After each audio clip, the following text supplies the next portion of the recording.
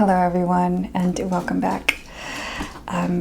Today I did not expect to be filming a video. I'm not particularly prepared for one, but I have been so distressed today that I thought this is the time when we all need to be calm, and this is the medium in which to do it. And the way that I seek calm in my life is through the wisdom of literature, and of great literature that offers guidance through time periods that are extraordinarily difficult and often feel unprecedented. It helps remind us that nothing is truly unprecedented in this world, and there is always a book that can guide us through an event that might feel catastrophic in size. And so today I am going to be reading from Dante's Inferno. I have already done a video on it, but I didn't go into the text.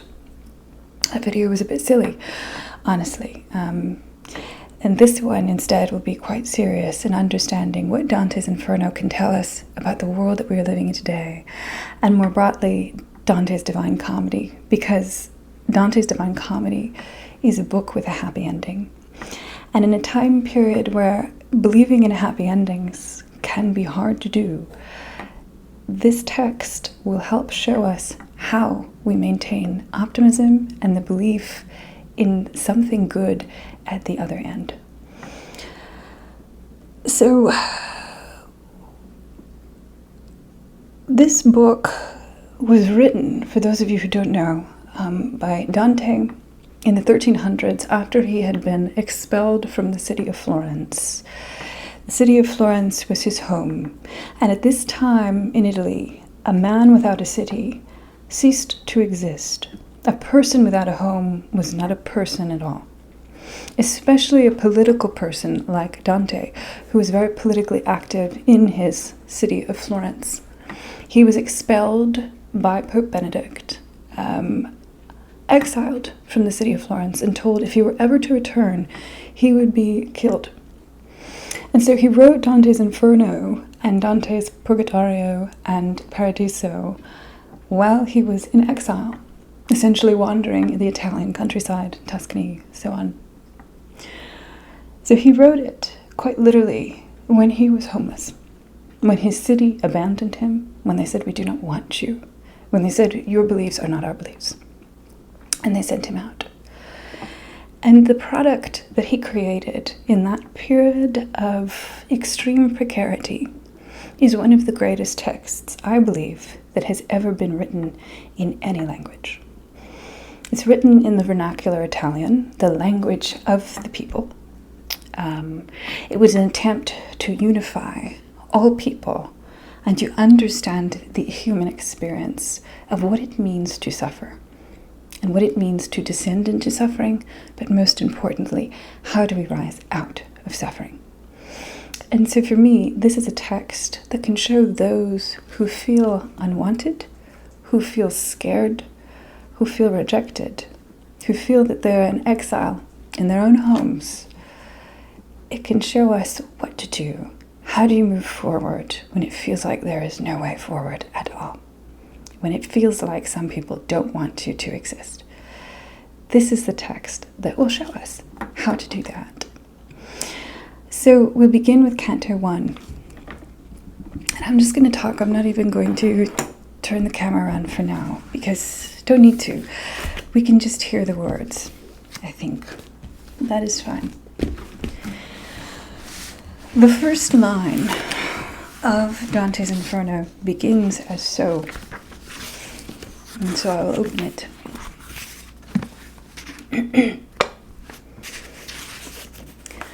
At one point midway on our path in life, I came around and found myself now searching through a dark wood, the right way, blurred and lost.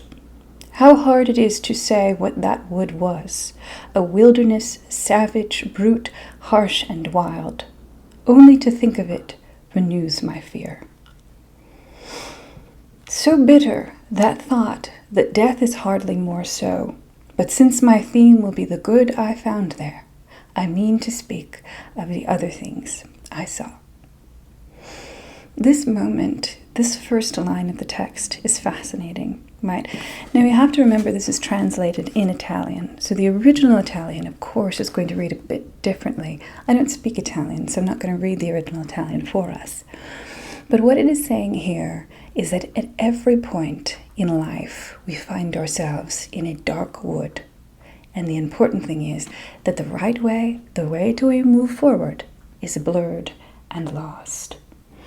I do not know, I cannot rightly say, he writes, how I first came to be here. And what that implies is not only does he not know the right way forward, he does not know the road that he was already on. When he looks back, he does not understand what has gotten him here, and he does not know how to move forward. He must find, right? I must find myself again. So the original Italian actually translates a bit differently. In English, we don't have a word for what Dante is saying here. So I'll show us, this is a book called Dark Wood to White Rose. This is a brilliant book about Dante's Inferno that I absolutely love and has been a great comfort to me at this moment. So she says, the writer of this, her name is, if I remember correctly, Helen Luke. This is, all right. So she writes of the translation. Let me find it. Let me find where it is. Sorry, this is all a bit sudden. Okay. So the original Italian says, mi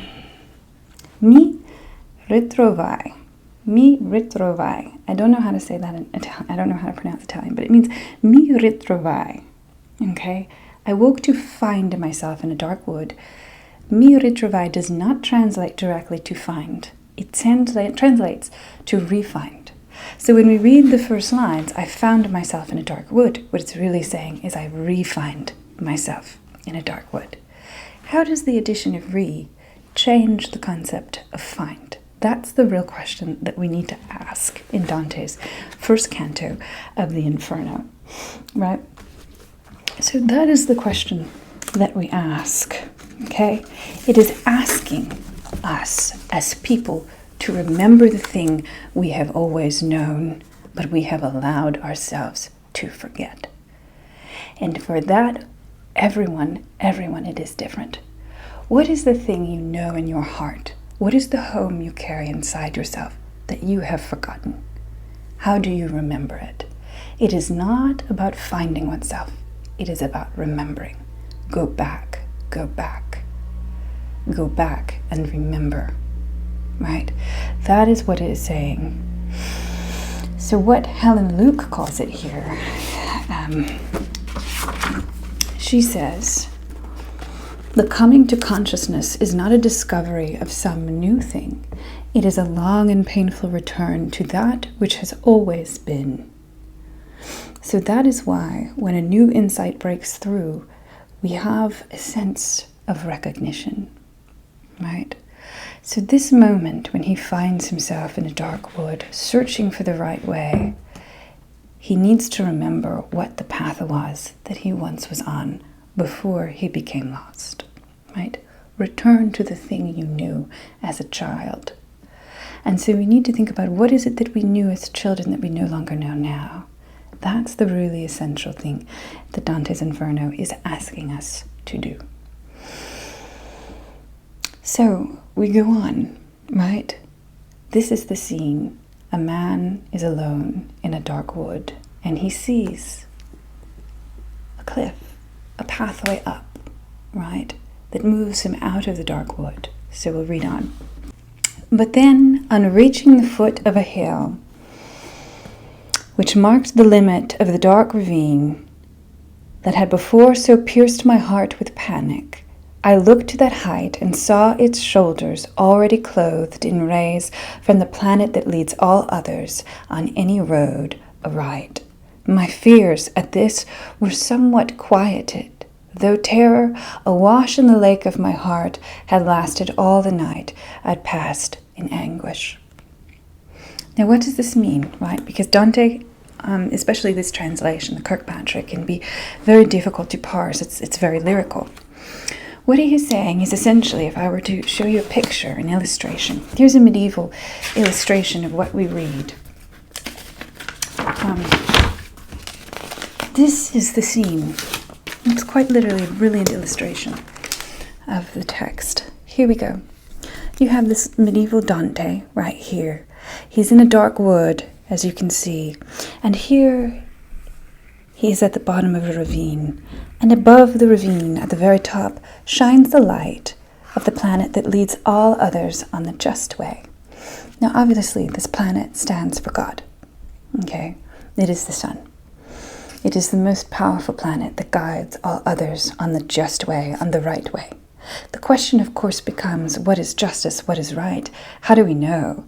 Especially now, it can become harder and harder to tell what is the right thing to do, what is the good, right? We used to believe that the good was strong, it was sturdy, everyone believed in it, but now, more and more, that center, that moral core is fracturing.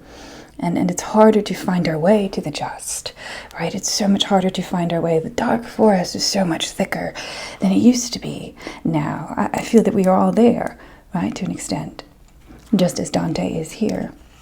And so this is the dark forest and the light peeking above it.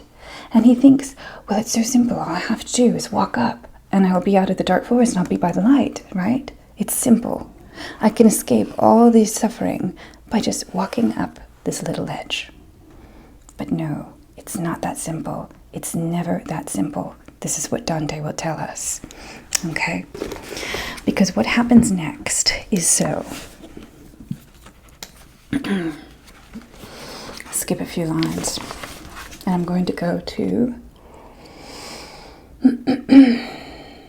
and then, my weary limbs a little rested. This is him climbing up the hill. I started up the lonely scree once more. The foot that drives me always set the lower. And here we come to this. Okay, I'll show you. If you look here. This is hard to do. But look now, almost as the scarp begins, a leopard light and lively, svelte and quick, its coat displaying a dappled marking. Okay, so then we come to, as we see here,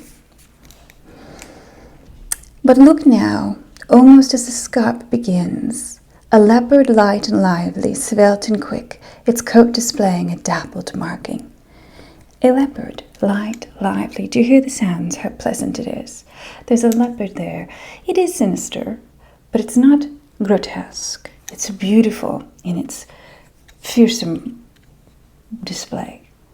And that stops him, right? He says, this never ceased to dance before my face. No, on it came, so bothering my tread, I'd half a mind at every turn to turn.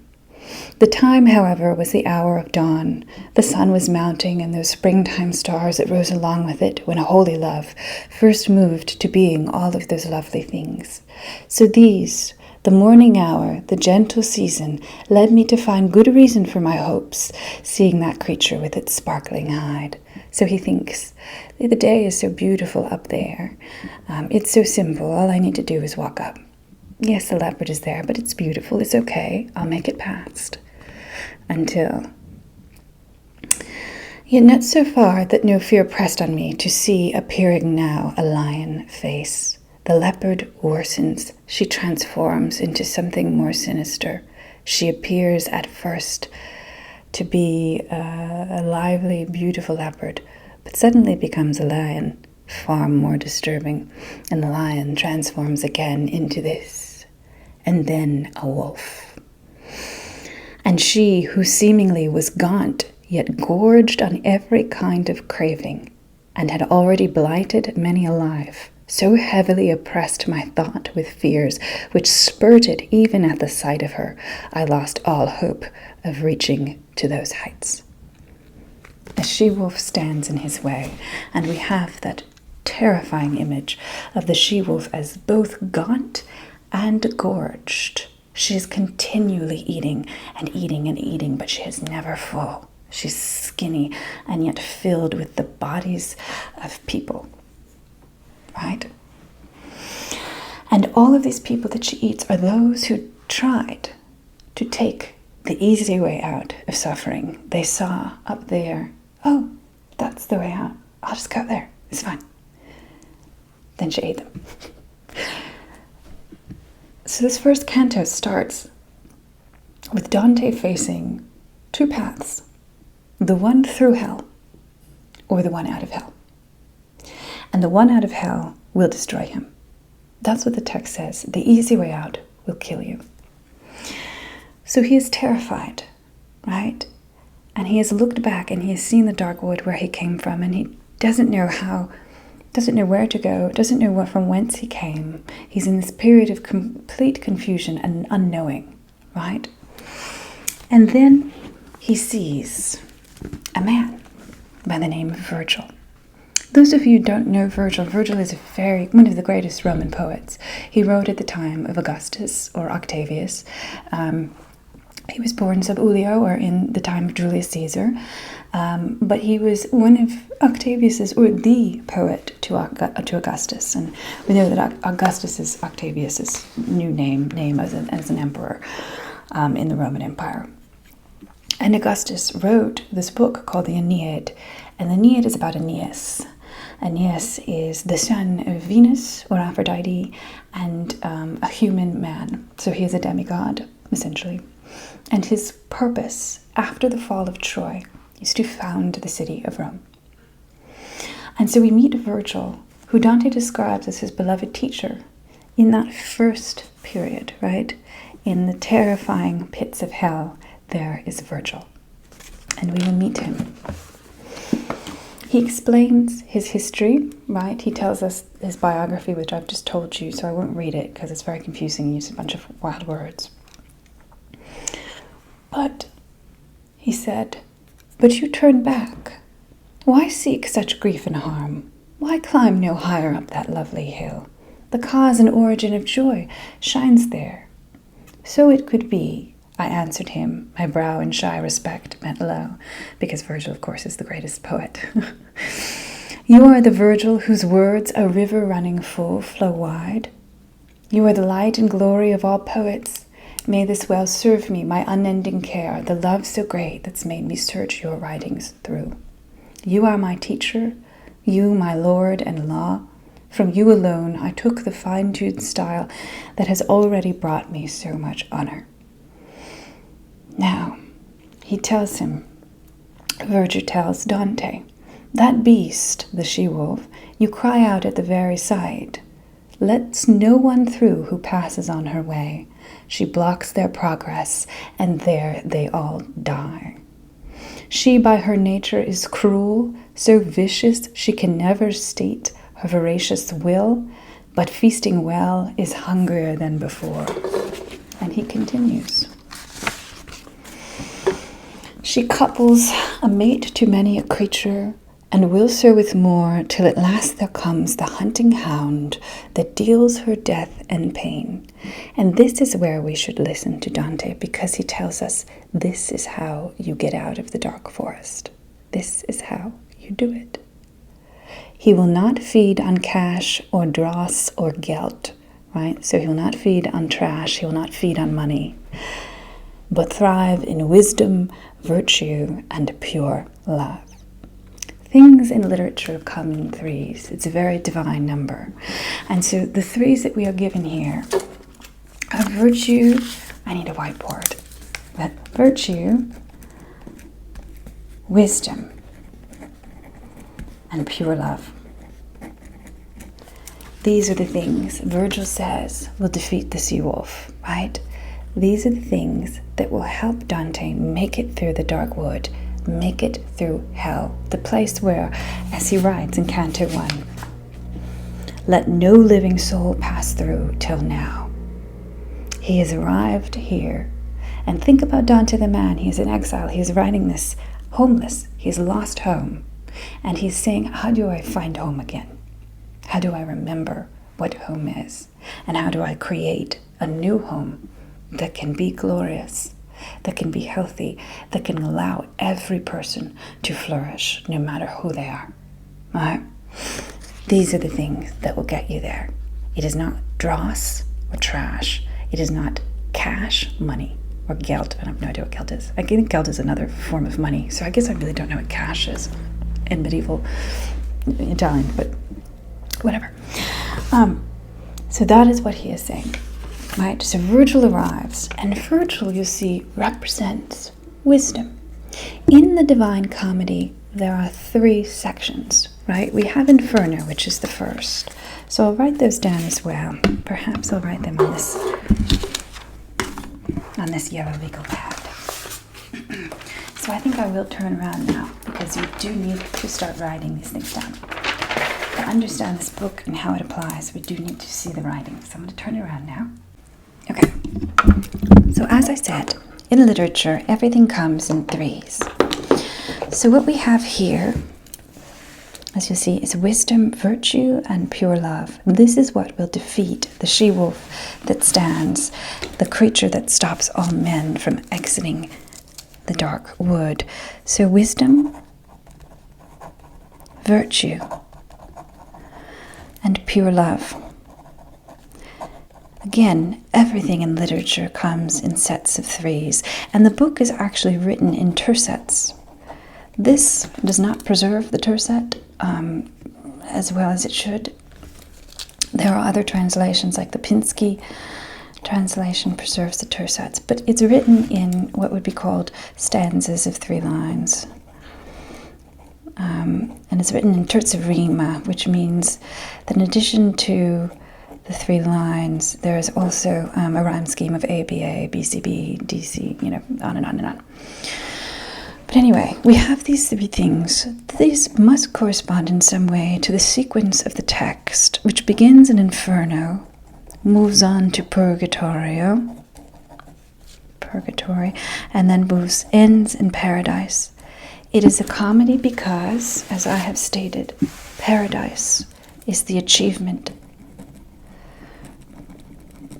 of the eternal good. And let me see if I can get a bit closer for you so you can see a bit better. Is that better? I don't know. There, let's try that. Okay. Inferno, Purgatorio, and Paradise. You will see that in order to get to paradise, he will be led by 3, or primarily 2 people. The first we see is Virgil. He meets Virgil, and Virgil shall take his hand and lead him through. So we'll see here.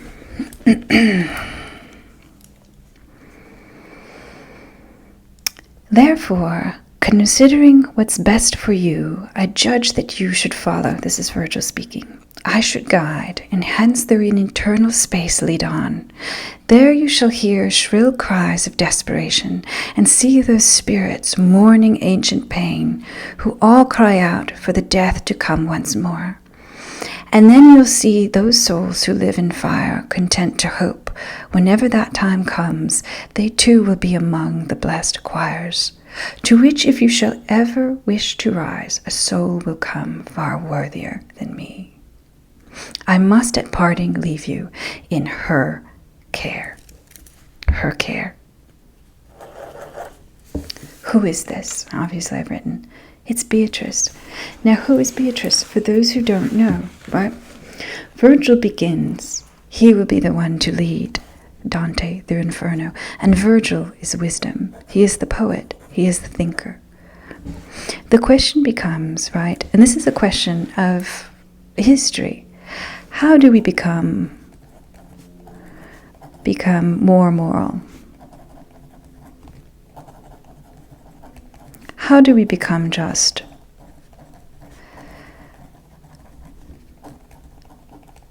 How do we ease suffering?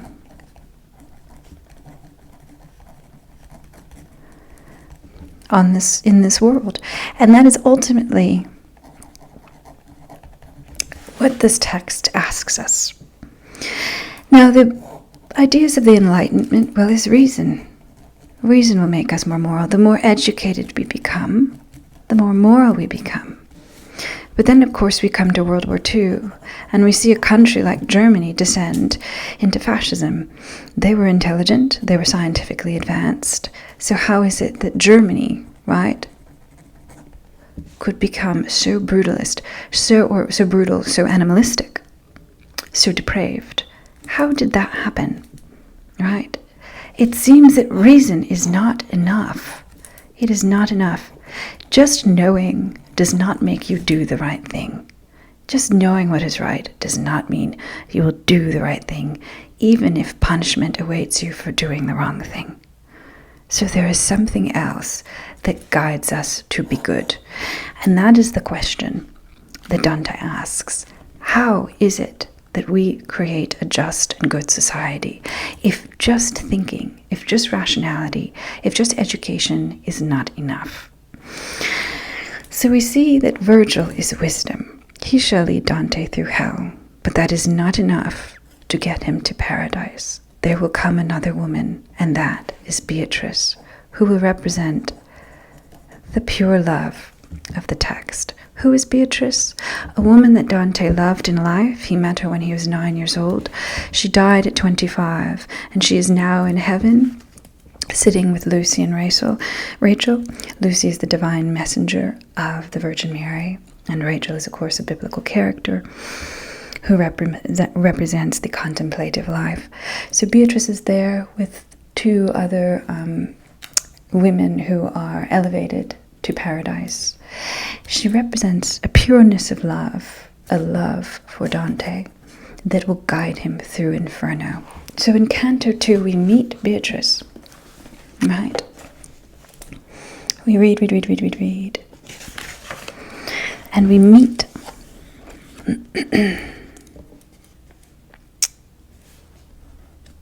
Beatrice in Canto 2. And this is where Beatrice talks to Virgil. And here we shall hear her voice.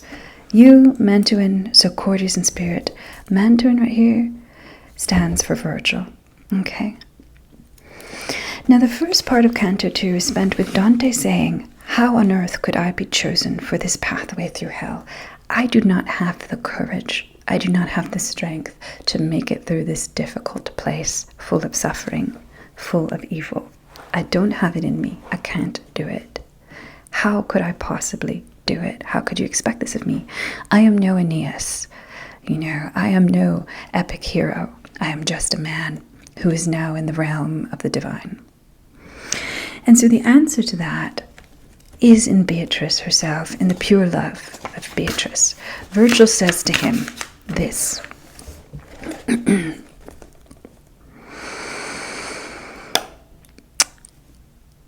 This is what Beatrice said to me, he says. You, Mantuan, so courteous in spirit, your fame endures undimmed throughout the world, and sure endure as still that world moves onwards. A man most dear to me, though not to fate, is so entrammelled on the lonely hill that he now turns all terror from the way. She's saying that he is too afraid of suffering that he sees to go on. And he's too afraid for his own fate to continue. My fear must be he's so bewildered there that hearing all I've heard of him in heaven, I rise too late to bring him any aid. She says, I fear I am too late. Now make your way with all your eloquence, and eloquence, again, is wisdom, the power of language. Brunetto Latini, a man who does exist in hell, I'll write his name down, he is in hell, was Dante's teacher. And Brunetto Latini spoke that all political problems are problems of language. Ultimately, every political issue is a failure to communicate. And I think as Americans, we can feel that in our souls, right? That the political issues of our time are a failure to communicate. Politics, essentially, is rhetoric. They are one in the same. You cannot have politics without rhetoric, without speech. Where speech fails, there is violence, right? There is exile. There is alienation. It is politics, it's rhetoric that includes. It is lack of rhetoric, a lack of communication that excludes. Those who cannot communicate are alienated from each other, right? And that is why hell, we will see, is so lacking in communication. There is no communication in hell, which is something that we will talk about in Canto 3. Now, he says, with all your elegance, or Beatrice says, and all that his deliverance demands, lend him your help, so I shall be consoled. For me you'll go, since I am Beatrice, and I have come from where I long to be. Love is my mover, source of all I say. Here it is. What stands behind Virgil, what asks Virgil to give and use his reason, his wisdom, to show Dante through hell, and to help Dante, a human man, make it through hell alive, is love. There is reason, correct? But above reason, above it, is love. What Dante is saying throughout this entire text is the way that we create this world, east of suffering, is not thought, but a thought guided by love. We can reason ourselves into any situation. The only reason that will create a just society is one that has love behind it. That is the only way. So as we face a difficult time, we must remember that reason fails every time if love is not behind it. This feels like such a small statement, but for me it gives me hope. Because no matter what happens, no matter what cruelty comes, I know that if I have love, there is a way to move forward. Without love, there is only stasis. Because love in itself is hope. Love in itself is belief, and we'll see how that is in a second. But what Dante is saying in Inferno is that love will get you through. Love will guide your reason, your wisdom, and it will help you make it through the darkest time of your life. And so we continue.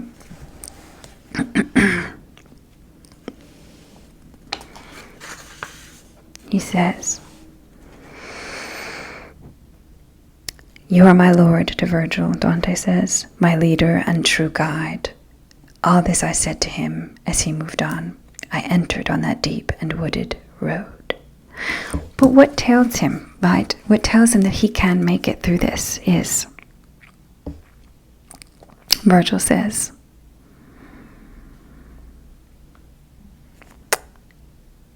she has willed, right, that you will make it through. She has said, you will survive. So if you know in your heart that you will succeed, why is it that you are so afraid to act? That is what she says. So Canto 3, this is the threshold. And this is a fascinating place. We have not entered hell yet in Canto 3. We encounter instead a gate. And this is the gate that marks the entrance to hell, that marks the entrance to the river manned by Chiron, who will take the souls across to hell, where they will meet Minos or Minos. He will wrap his tail around and send them to the circle of hell in which they belong. So this here, Canto 3, is the place where he meets those who are apathetic. He meets those who refused their duty. They refuse to take sides. This is the land of the bystander. Right? This is where the bystander goes. The person who looks and says, I have nothing to say, I have nothing to do, this doesn't involve me, it doesn't matter, it doesn't affect me, I shall do nothing. There is such an impulse in all of us to be that, I think. And that can feel like the right way, right? Avoid, right? Don't touch it. I know that there will be suffering. I know that things will go wrong. But if I just don't touch it, I'll be fine. But Dante places these people in a place that, in his description, is even more abject than those in hell. And you'll see this.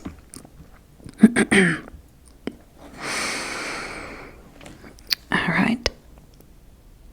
These have no hope that death will ever come, and so degraded is the life they lead. All look with envy on other fates. The world allows no glory to their name. Mercy and justice alike despise them. Let us not speak of them. Look, then pass on.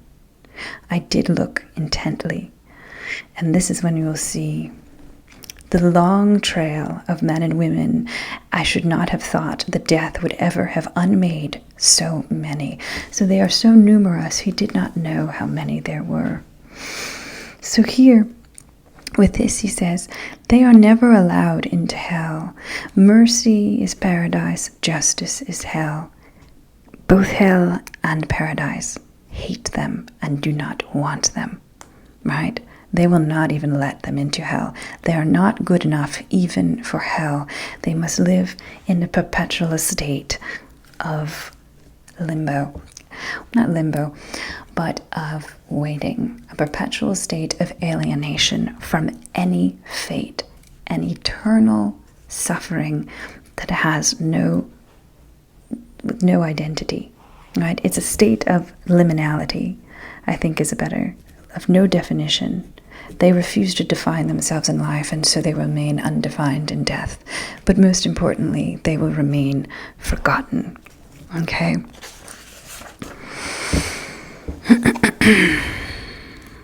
I'm sad because this is not the translation I like to use. So I have all my notes in another translation, but I can't find that translation right now, so we're using this one. Oh, before we move on, I'm sorry, I forgot to show you a picture of Virgil. There's a great illustration of it. Here. Right here, see, here's Virgil talking to Dante. Virgil talking to Dante, the pilgrim, surrounded by the three beasts who will stop him on his way. So you can see this is kind of an imagistic representation of what we're looking at. There, so I'll put it away now. Okay, but continuing. What we'll see here is that this place is filled with discordant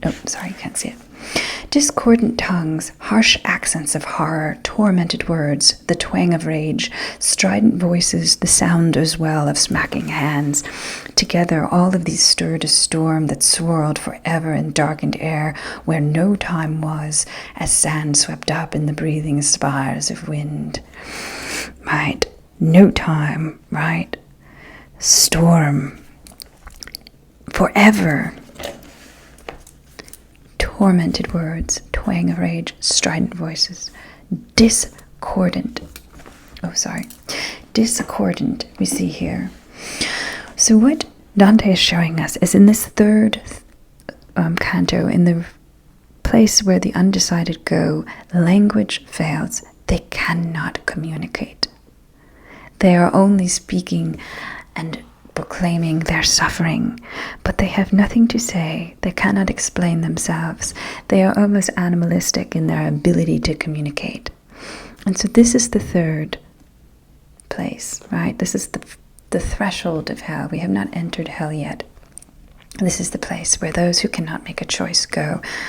They are those who have abdicated their duty, and one's duty as a person is to become educated. This is what Dante believes. Your duty is to seek knowledge when you are alive. If you do not seek knowledge, if you love your ignorance, then you are committing a grave error. You must learn in this life. Because if you do not, you will become one who cannot choose, one who cannot stand for something, or someone who stands for what is wrong rather than what is right. Morally, right? And so that is what we see here.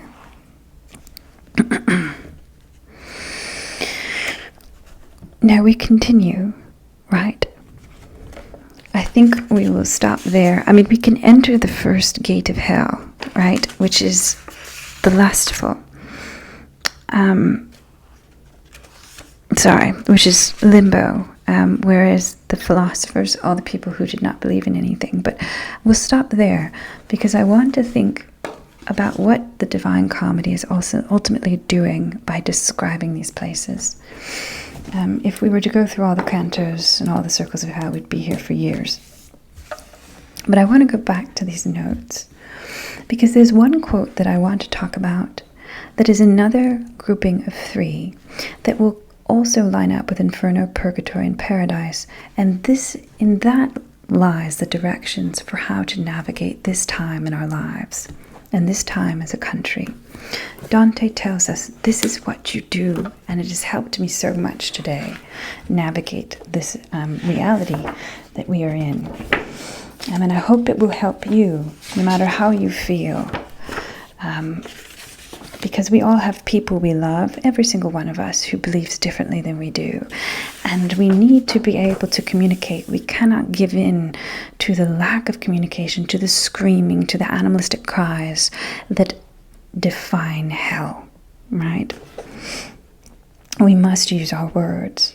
But anyway, so what we're going to look at now is how do we get through it? We're going to look at a term that I love, and I'm going to write it out for us, okay, so we can look at it a bit closer than on the text. So I shall open up a new page for us. I'm sorry, I keep hitting my camera. And here I shall write William Blake's definition of imagination. I have always believed, when I encounter children particularly, that imagination is the key to intelligence. When I see someone with imagination, I know that's a person I want to be around. Because imagination is ultimately creating what had never existed before.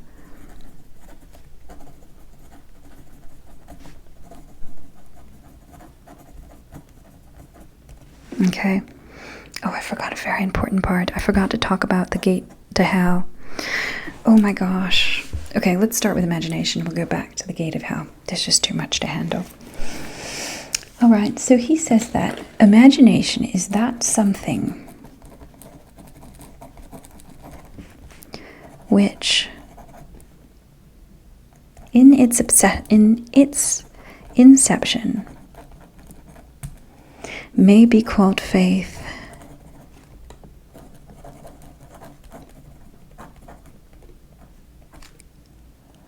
in its maturity,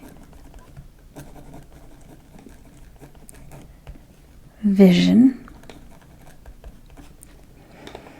and in its realization,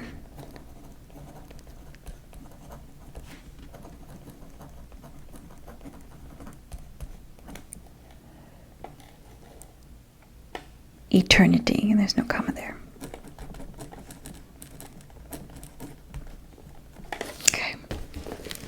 So this is the definition William Blake, a poet, has told us is imagination.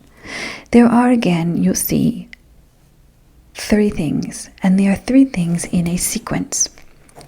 Sequences are important. We have, of course, the first sequence, Inferno, Purgatory, Paradise, man's journey to the good. Over here we have another sequence. We have the sequence faith, to vision, to eternity. And inception of imagination is faith. Now, inception is just another word for beginning, so we will call it birth, essentially. Inception, vision, we have maturity, which means growth, development. But then we have eternity, right? And that is the realization. Essentially, this is the manifestation of the idea in reality. Now, if we were to align these three with these three, we will see that eternity is paradise. That makes sense. Paradise is God. We see that purgatory is vision, right? That makes sense. It's the learning stage. But Inferno, how is this possible? Is faith. Is Inferno not suffering? Is it not terror? Here we have a contradiction. And in contradiction is always meaning. You search for contradiction to make meaning, because meaning is created always in tension. That is how meaning works. I am not me without my opposite. The good cannot exist without the bad. There cannot be heaven if there is no hell in which to separate the bad from the good.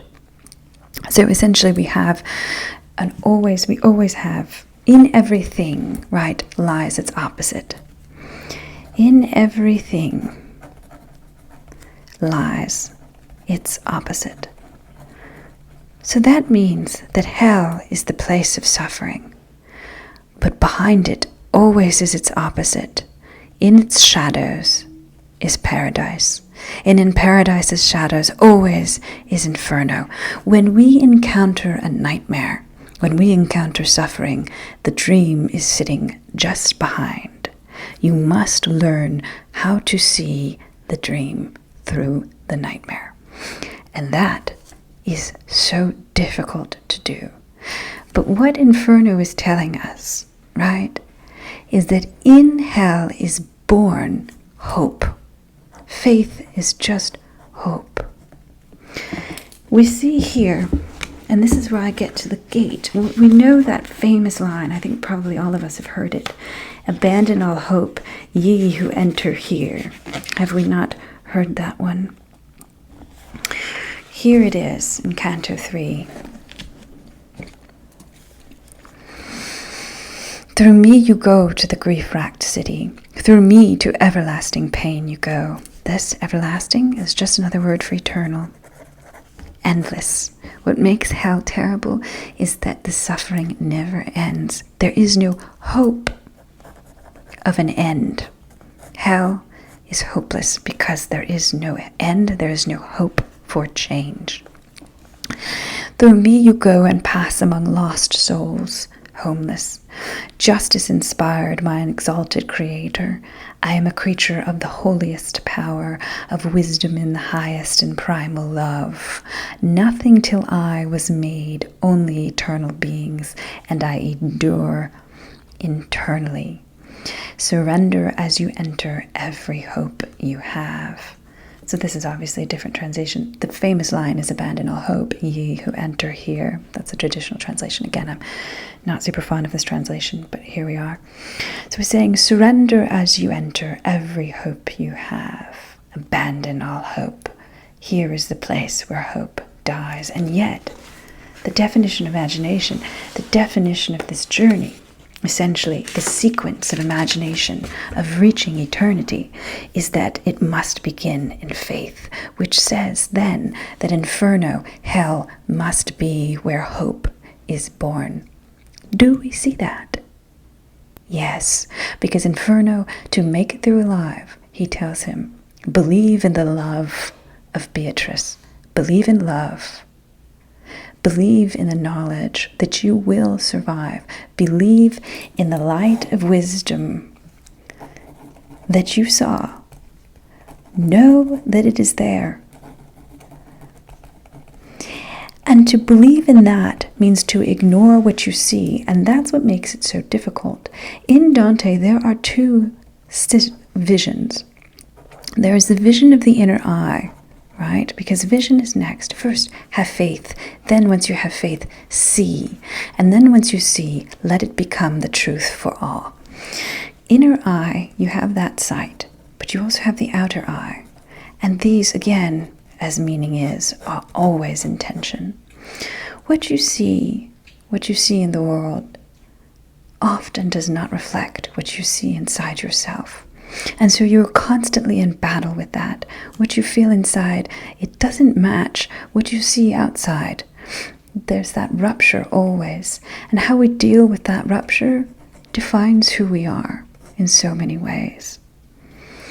So he's saying, Virgil is saying, Dante is saying to the character Dante, do not let the suffering that you see tell you that there is no way out. Do not believe what you see. What you see deceives you. Hell wants you to believe that there is no way out, but there is. And this is what it is. It is believe in the love and the goodness inside of you. Believe in the love and the goodness of people. Believe in wisdom, in knowledge. Believe in love. Know that behind every horror is something good.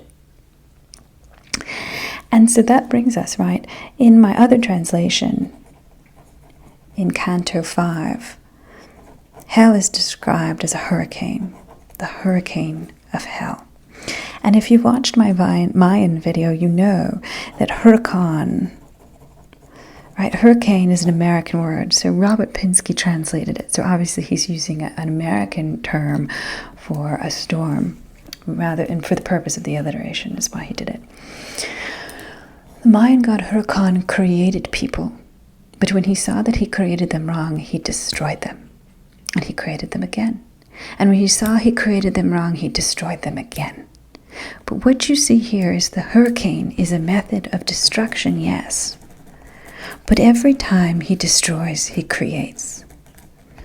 What we must see is behind destruction, behind the replication of the past, which is what we so often wish to do, because to repeat the past, right, to live in nostalgia, we can't see.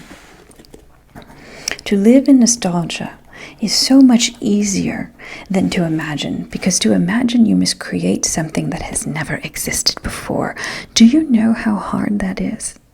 I think we all know. How do you do that? How could you possibly imagine something that has never existed? Imagine a world that is just when it has never existed before? How impossible a thing to do. But we see here, you could repeat the past, you could live in the past, but that creates the cycle, the whirlwind, the storm of hell in which you are perpetually repeating the thing that harms you over and over and over again. We repeat the suffering the past, we repeat the suffering the past, because no one has the bravery, the daring, the hope to imagine that something different is possible. No one has the faith, no one has the vision, the inner eye to say, this is not right, this is how we get out. This is an enormous opportunity this time, where we shall begin to repeat, to return to the past, to go into a cycle, right? This is the moment where we must see the creation behind the destruction. We must find our inner eye.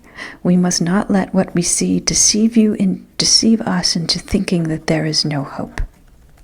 This is our calling. And I know this is not a particularly restful video, and perhaps some will disagree with it. But this is how I have learned to deal with things, is to look to literature, to look to someone like Dante to lead us in that way. Right? Dante says, you will make it to paradise. Do not let the suffering here deceive you. There is good. You will get there. Look at the good inside yourself. Believe that the good is coming. Know that there is no easy way through hell. There is no easy way out of suffering. There is no quick solution to this. What we must do is what feels impossible. We must imagine a world that has never existed before, and we must make it real here for all of us so that we may flourish. It is time. And so that is all I have to say. Read Dante's comedy. It is brilliant. It ends well because Dante makes it. He makes it to paradise. He makes it to home. He refines himself. And I have no doubt that all of us shall re-find ourselves too. Goodbye, everyone. I hope you have a wonderful day.